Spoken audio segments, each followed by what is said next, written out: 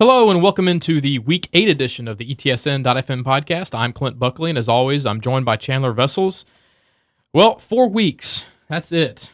That's all that's left in the regular season. Everyone's in district play now, and there are teams that can get closer to the playoffs with wins this week. It's going to be a cold and wet one this week. The rain chances aren't going away anytime soon. We should have a pretty wet Friday and very, very cool. I'm grateful for the cooler temperatures, but not so much the rain. Yeah, the rain just has not let up all year long. But yeah, you can tell we're getting toward the end of the year by the temperature change, and I'm glad that we're able to wear jackets now. So yeah, it's nice. Yeah. The only complaint I have is all of a sudden I have more pockets, so I forget what stuff is in what pocket. So that's kind of an annoyance. I'm like, where did I do with my phone? Oh, it's right here. Yeah, I do that too. So all right. Well, we got some big games going on in East Texas this week.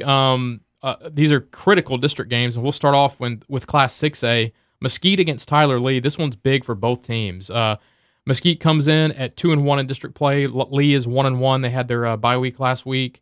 If Lee wants to make the playoffs, they really need a win at home on Friday night because they still have Longview and Rockwall to play in that district. So you can't really count on wins coming out of those two games. So they need to protect their home field and take care of Mesquite. This is an interesting game. Mesquite is 4-2 overall. Yet their numbers, both offensively and defensively, aren't that great. And I did some research that the cumulative record of their opponents this season, the 6 teams that they've played, they're 8-30 on the season. So the record might be a little bit misleading. Their district wins have come against North Mesquite, which beat Lee a couple of weeks ago, and Mesquite Horn, which is 0-7 on the season. So then they lost a 2-point game to Rockwall Heath, 6-4, which is probably maybe the only time I've ever seen that score in a football game. 6-4, yeah. That's crazy. And then to Rockwall Heath, and then Lee actually beat Rockwall Heath to open district play a few weeks back. So this game could go either way. I think it's one of those games that's going to be high scoring. I mean, Mesquite doesn't have as explosive an offense as Lee does. We've talked about how well Lee has done on offense, especially on the ground with that three-headed monster of Jamar Arsenault, Jamarian Miller, and Jordan Printers. And Mesquite, they like to run the ball as well. They've got a really good underclassman at running back that's been playing well for them. Their quarterback is a kind of a dual threat guy. Not the numbers, as I said, that Lee does on offense, but I do think they'll be able to move the ball against Lee because who hasn't? Yeah. You know, Lee's defense has struggled this year. They're giving up 44 points per game. These games that they've won have been kind of, whichever team has the ball last. Their 2 wins against Rockwall Heath and Nacogdoches, they've been back and forth and haven't been decided really until the fourth quarter, which I think this game has the chance to go into the fourth quarter undecided because I think both offenses are going to have a pretty good, easy time of going up and down the field, and I think turnovers could play a big role. And these two teams, they've had trouble defensively forcing turnovers. I think Lee has forced just 2 turnovers all season in 6 games. That's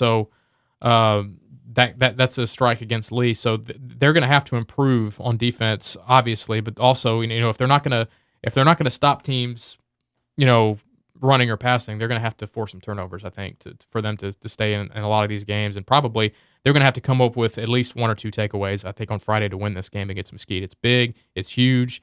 I think the winner of this game has a real shot at making the playoffs. For Mesquite, they'd move to 3-1. They'd be right there. And Lee, they'd go to 2-1. Like I said, they have some tough games coming up. So every win they can get between now and those games is going to help their cause.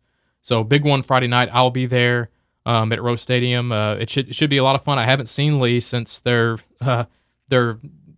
game against John Tyler where they just really didn't show up. I mean, They gave up 65 points, and it seemed like every time John Tyler ran the ball, it was going 60 yards for a touchdown. So hopefully Lee will come out better prepared on defense and play a little bit better than the last time I saw him. I think they will.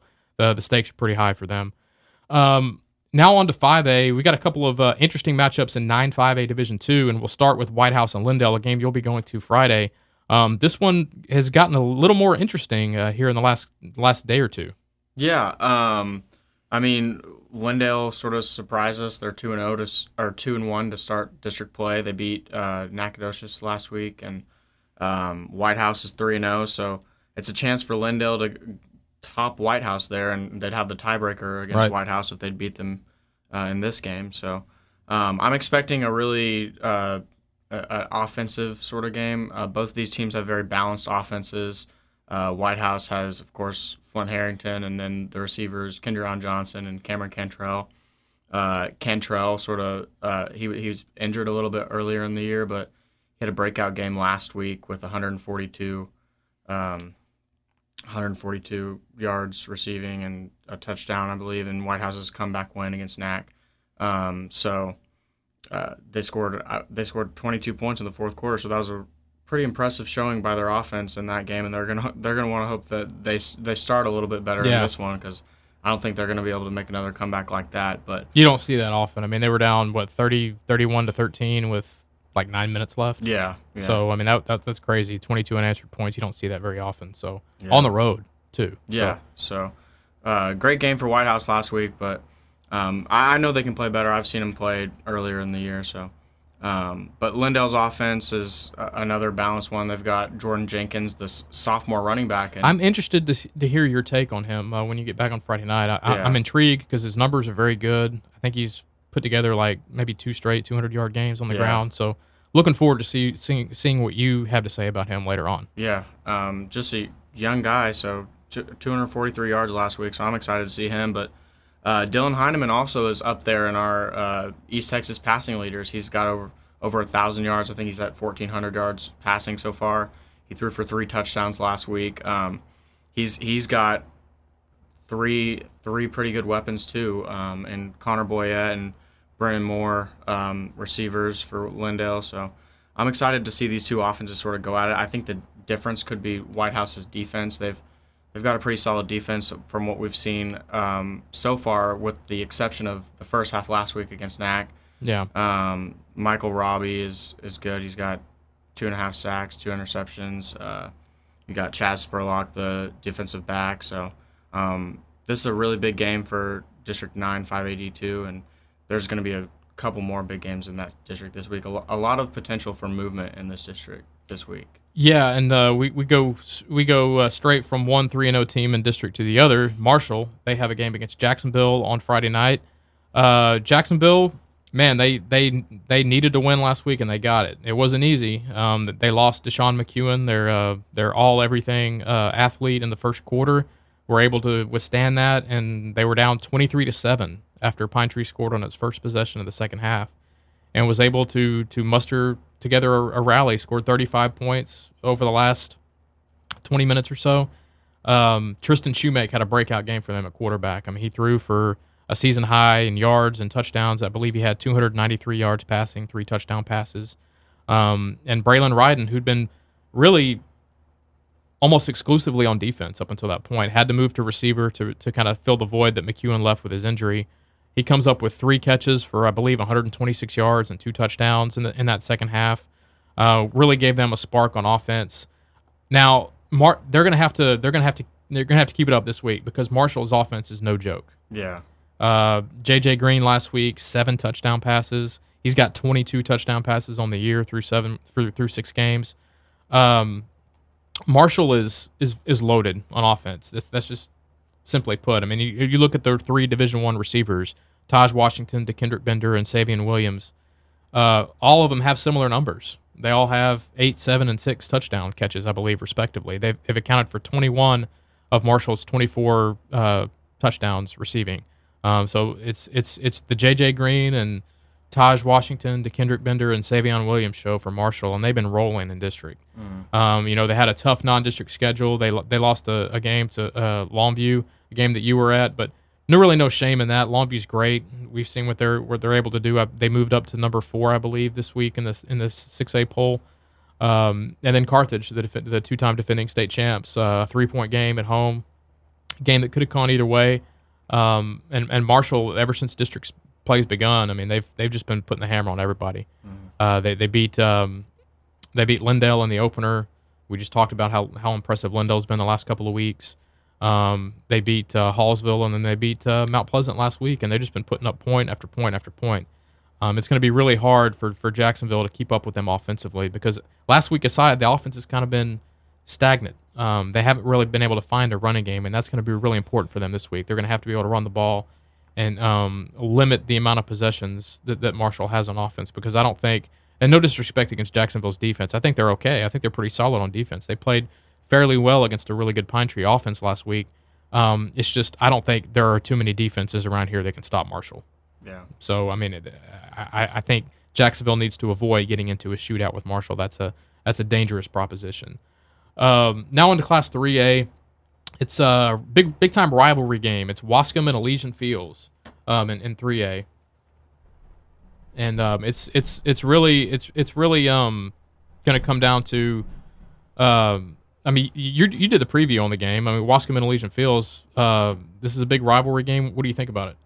Yeah, it's both these teams are undefeated in district right now, so this one could actually be for the district championship. So that adds another element to this rivalry game. But I think Elysian Fields is a very balanced offense. Again, they've got one of our top rushers in the area, Michael Ramirez, who's over 1,000 yards already this year. He hasn't had a game this season which he's rushed for less than 100 yards. So he's definitely their bell cow back there, but they're not afraid to throw it. Unlike Wascom, they actually do mix in a little bit of throwing with their running attack. They've got Ryan Wilkerson, who's only a sophomore, who's nearing 1,000 yards so far this season. He's really kind of spread the ball around a lot. Elysian Fields has 4 guys with at least 100 yards receiving and 2 guys with over 200 yards receiving. That's rare for a team as small as Elysian Fields to have that many guys involved on offense. 3A Division II. That's impressive. Yeah, I was surprised, and that's why I think that it's going to come down to Wascom's ability to get some stops on defense. They've been pretty solid so far this year, led by Tristan McDonald, who's got 78 tackles, 6 for loss. He's up there in our sack leaders. Isaac Irving has 4.5 sacks for them. So if they're able to get some pressure on Wilkerson, he does not have the best touchdown to interception ratio. So under pressure, he has proven to make some mistakes. So if they can force a few turnovers, I think Wascom's gonna have a chance to win this game. And then on offense, of course, we know they like to run the ball. They're sort of a committee there in the backfield, led by TK Hamilton, who's averaging 9.9 yards per carry. Not bad. He's not even their leader in carries, and he's at least 200 yards ahead of the guy behind him. So it should be a really close game, I think. And like I said, probably the best chance Wascom has of losing a district game, I think. Yeah. Since Elysian Fields did beat Dangerfield a couple of weeks ago, we thought Dangerfield was going to be Wascom's biggest challenge in the district, which they still could be. But I think if Wascom wins this, I think they got this district on lock. Yeah, and like I said, I think either team that wins this game is in a very good position to win the district championship. So it's a huge game for this district. And then way down in 2A Division II, a very intriguing matchup between Grapeland and Lovelady, a battle of unbeatens. Yeah, the Grapeland's 3-0 in district, Lovelady's 2-0. Lovelady's only loss this season comes to Tenaha, 14-2. Grapeland, I believe, lost to Crockett by 1 point. Right. So really 2 good 2A teams for us. Grapeland's offense, I've been impressed with them ever since I got here, really. Right. Watching or just seeing them send in stats every week, and Rick Fraunberger, the quarterback, I hope I'm pronouncing that right, has thrown for 1,666 yards so far this season, 20 touchdowns. But he has thrown for 8 interceptions as well, so he's averaging a little bit more than an interception a game. But him and the connection that him and B.J. Howard, who's only a sophomore, has been pretty impressive to me. They've connected for 551 yards receiving, 8 touchdowns this season, and that's with Howard missing 1 game due to injury too.